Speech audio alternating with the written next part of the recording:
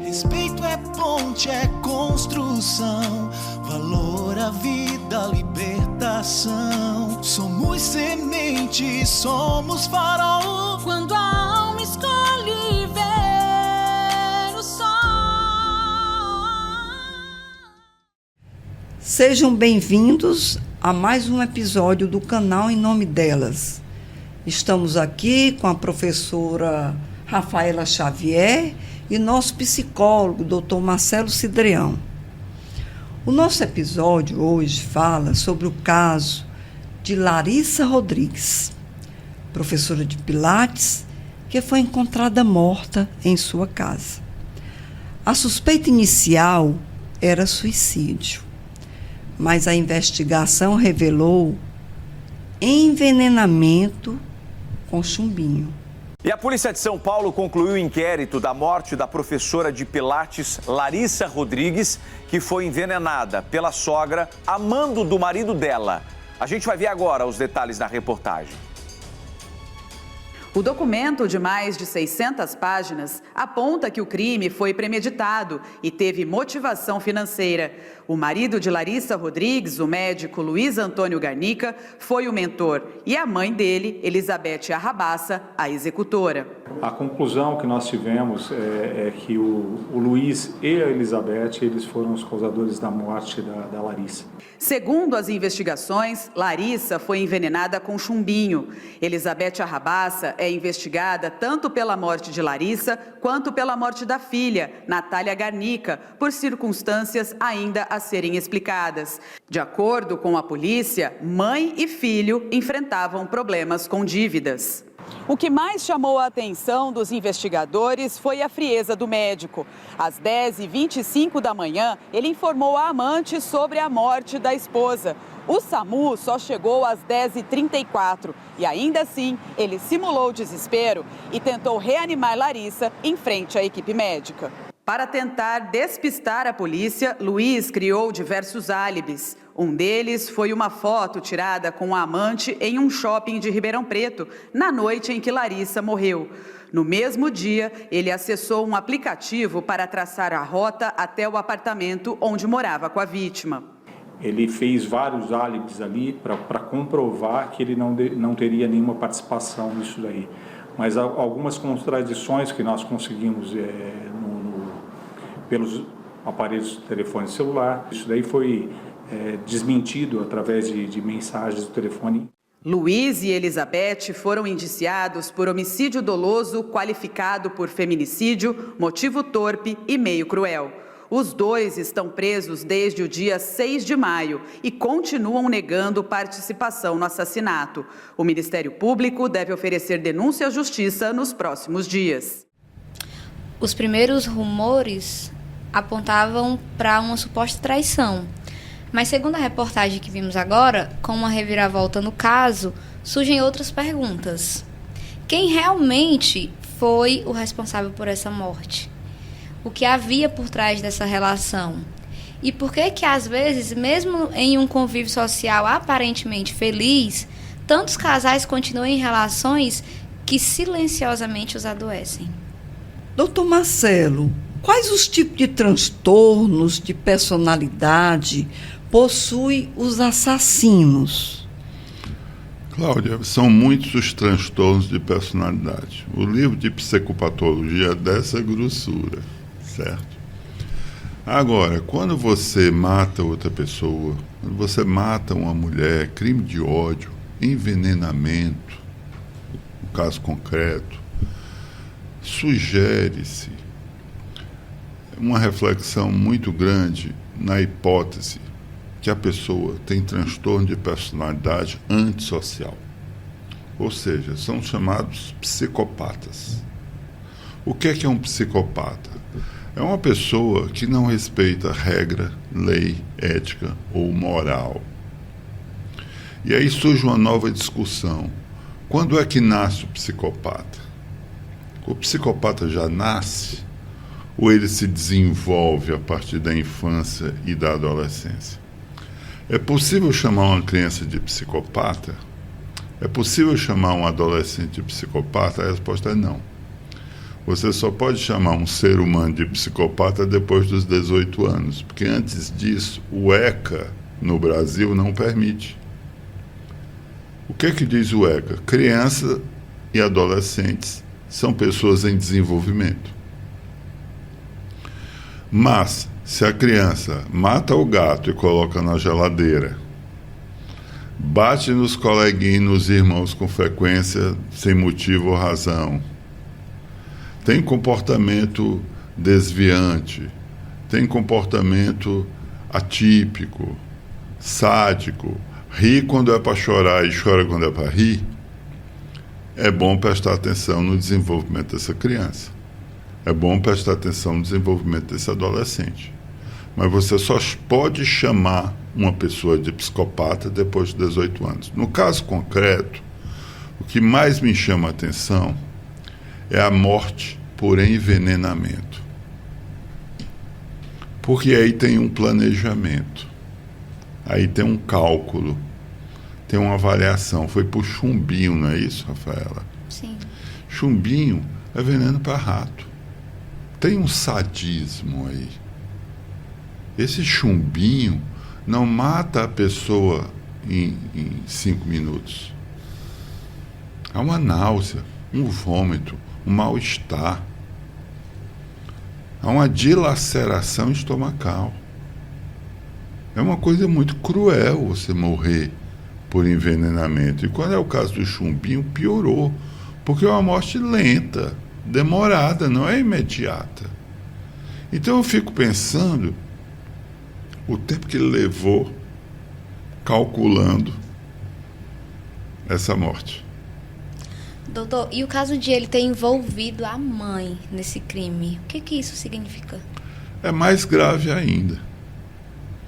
Quer dizer que quando o bicho pega, eu chamo a mamãe para resolver o problema comigo, um homem já adulto. O que é que a teoria freudiana, o que é que a psicanálise tem a dizer sobre relacionamento entre mães e filhos? O Freud, em apertada síntese, dizia o seguinte, que a culpa é da mãe, mais do que do pai. A psicanálise, nesse sentido, é um tanto quanto machista. Ele tirou da mitologia grega, da literatura grega, o termo complexo de Édipo, que é uma referência a uma obra de um escritor grego antigo chamado Sófocles, onde ele conta uma tragédia grega. E nessa tragédia grega, uma peça teatral, revela-se a imensa influência da mãe sobre o filho. Daí ele tirou esse conceito complexo de Édipo. Então, se ele chamou a mãe, e essa mãe quis participar disso, dessa tragédia, ela criou o filho dela. Ela odiava a nora.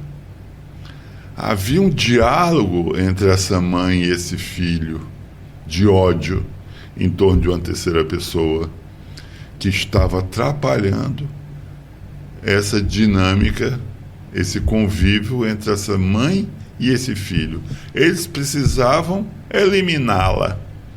Era uma terceira mulher, uma outra mulher na pista. E a mãe quis tomar as dores do filho. Ou seja, tem uma doença aí. Certo? Então, quando a mãe é chamada para participar de um crime de envenenamento, para resolver o problema do filho, doutor, quando o senhor fala... é gravíssimo. Quando o senhor fala que eles têm uma terceira pessoa que eles precisam eliminar da relação mãe e filho, não seria mais fácil ele terminar o relacionamento? Sim, mas dentro de uma dinâmica doentia, psicopatológica, o término desse relacionamento é com a pena de morte. Não é com afastamento. Existe uma sentença. E a sentença é: ela vai morrer. A sentença é: eu não fico satisfeito só com a separação do casal. A sentença é: ela vai morrer. Existe uma pena de morte. Fala-se que pena de morte não existe no Brasil, né? Mas existe. As pessoas decretam a morte das outras pessoas. As pessoas decidem. Então é mais um crime de ódio. O que me chama muita atenção no caso concreto é esse envenenamento e a participação dessa mãe, essa coautoria. Essa mulher, essa mãe, odiava a nora mais do que o próprio filho. Porque o normal seria ela dizer, não, meu filho, não faça isso não, está errado. Resumindo, a mãe também era psicopata. Para topar o projeto, a coautoria, a mãe também era psicopata. A mãe criou o filho. Então, nesse diapasão, a teoria freudiana está certa, a culpa é da mãe. Que criou mal esse filho, criou mal esse adolescente e que criou mal esse adulto. E com ele fez uma parceria diabólica. Doutor Marcelo, há maneiras da mulher identificar, através do convívio, a personalidade desse homem? Olha, seria bom que todas as mulheres estudassem psicologia, com um certo grau de profundidade. Não é à toa que os cursos de psicologia no Brasil inteiro é formado por mais mulheres do que homens. O tema da psicologia atrai mais as mulheres do que os homens. Então as pessoas têm que estudar psicopatologia, transtorno mental, esquizofrenia, bulimia, anorexia. As pessoas precisam estudar mais o que é um psicopata, certo? O que é esquizofrenia, o que é borderline, o que é distúrbio bipolar do humor. São transtornos mentais que, para o leigo, tudo é a mesma coisa. O cara é doido. Mas não. Existem particularidades, existem detalhes no bipolar que não fazem parte da pessoa borderline. Existem detalhes na personalidade de um psicopata que não estão presentes na personalidade de uma pessoa esquizofrênica. Então a maneira é estudar, é se esclarecer, é assistindo o nosso programa, que tem uma função psicopedagógica. As pessoas precisam se orientar, se esclarecer, buscar as boas fontes de pesquisa, ao invés de ficar consumindo o TikTok, o Instagram e o YouTube de forma insana. Então, se esses transtornos têm as suas características, tem como identificar a personalidade desse homem. Sim, mas muitas vezes só os especialistas conseguem, o leigo não consegue.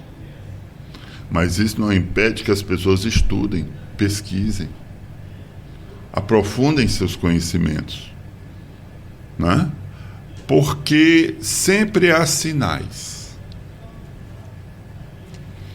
Sinal de alerta. É como no trânsito. Sinal vermelho, sinal verde, sinal amarelo. Siga, pare, dobre à direita, dobre à esquerda.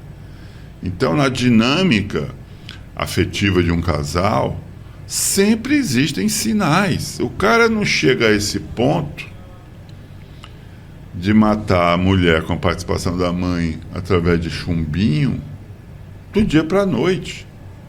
Ele construiu uma sinalização ao longo da trajetória desse relacionamento. Esse relacionamento não começou assim.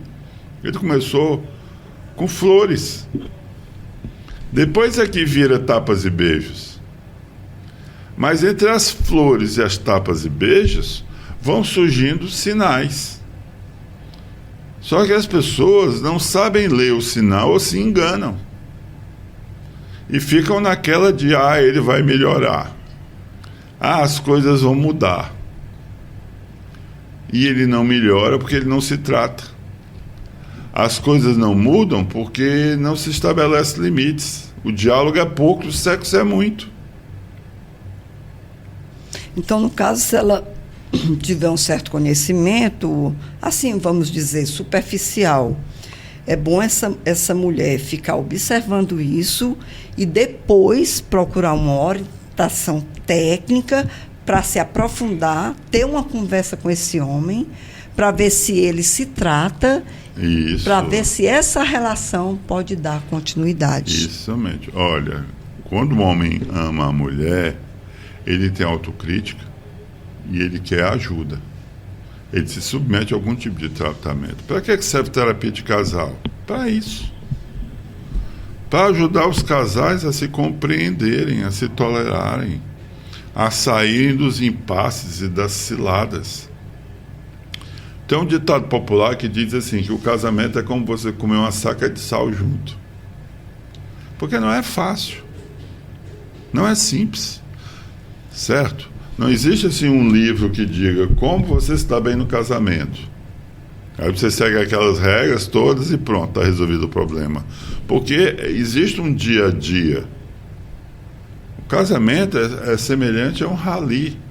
É cheio de altos e baixos. Tem hora que a pista está asfaltada, tem hora que a pista é areia, é barro, é pedra. E você tem que saber lidar com cada situação. Você tem que ter uma alta capacidade de adaptação.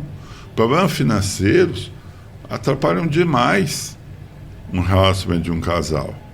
E volto a dizer, existem os gatilhos emocionais. Às vezes o cheiro do feijão, da carne, do peixe, pode gerar uma briga de casal, porque ele odeia peixe. E ela está fazendo peixe naquele dia. E ela não fechou a porta da cozinha. Né? Eu conheço um casal que brigam muito porque ela adora ficar ouvindo música evangélica o dia todo dentro de casa.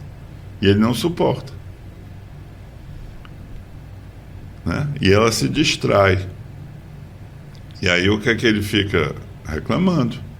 Porque ela não fecha a porta, porque ela só sabe ouvir também música alta. Ela não usa o headphone. Então tudo isso é motivo para a discussão de um casal dentro de casa. Agora não é motivo para ele matá-la com chumbinho. Ela não precisava ter morrido. Doutor, eles tinham um filho. E como é que fica a formação psíquica dessa criança ao descobrir que o pai planejou e que a avó executou a morte de sua mãe pensando no dinheiro dela? No primeiro momento, a criança toma um choque pela perda da mãe. Geralmente a família esconde os motivos. Essa criança só vai saber dos verdadeiros motivos na adolescência ou na fase adulta. Alguém vai contar a história toda para ela. No primeiro momento, as pessoas ocultam da criança por que a mãe morreu. Então existe um momento de luto e de confusão mental.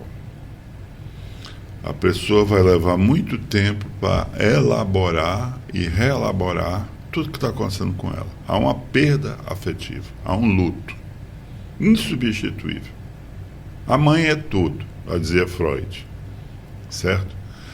Então, essas histórias intrafamiliares, quem matou quem, como matou, só surgem no início da adolescência, no início da fase adulta, alguém chega e conta a verdade.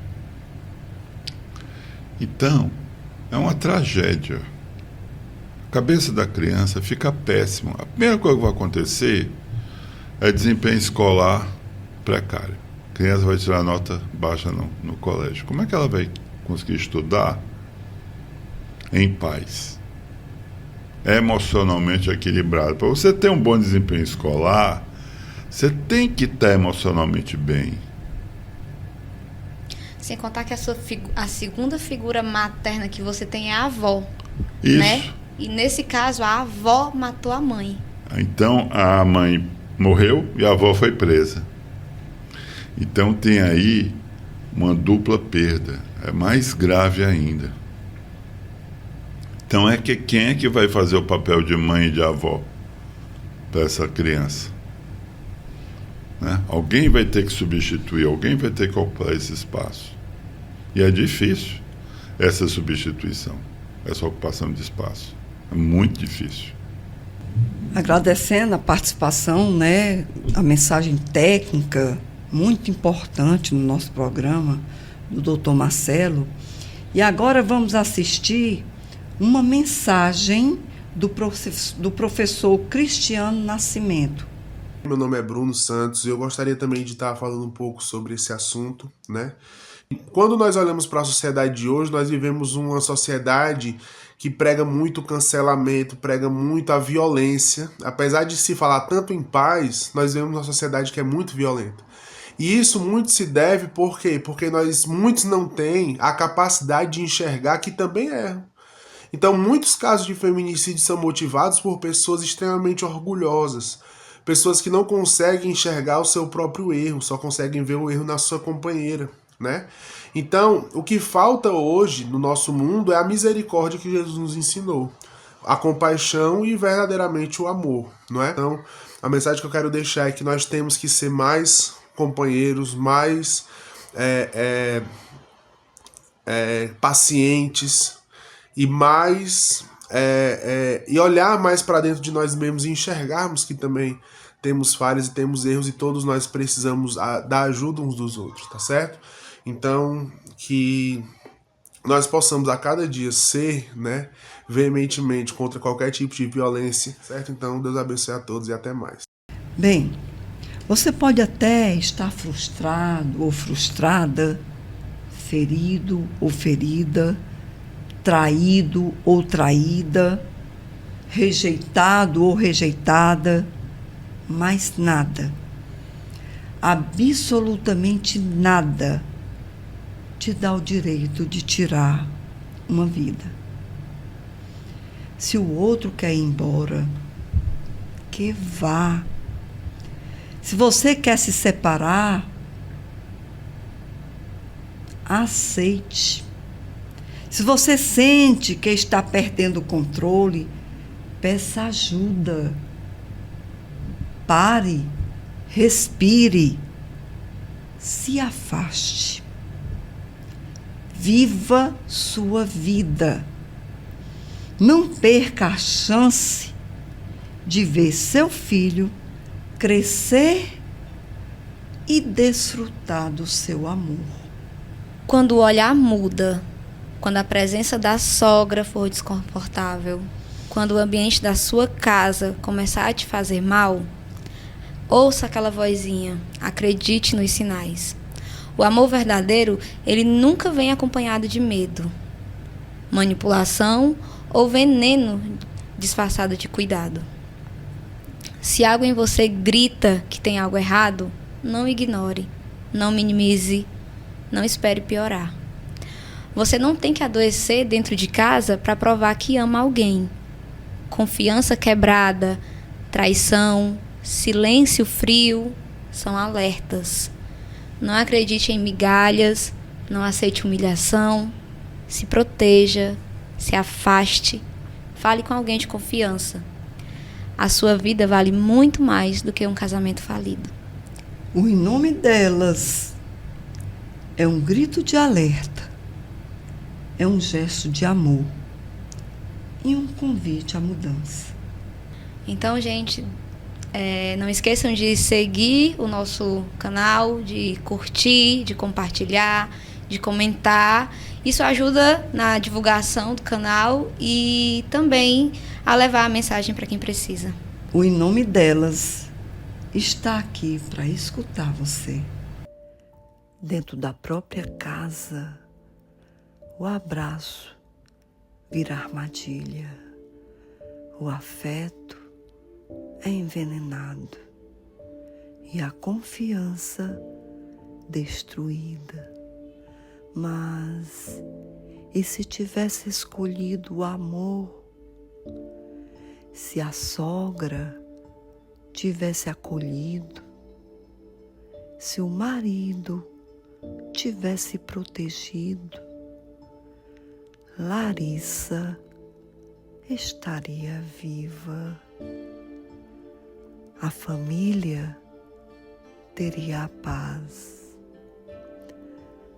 Família é lugar onde o amor deveria florescer, onde todos deveriam ser abrigos.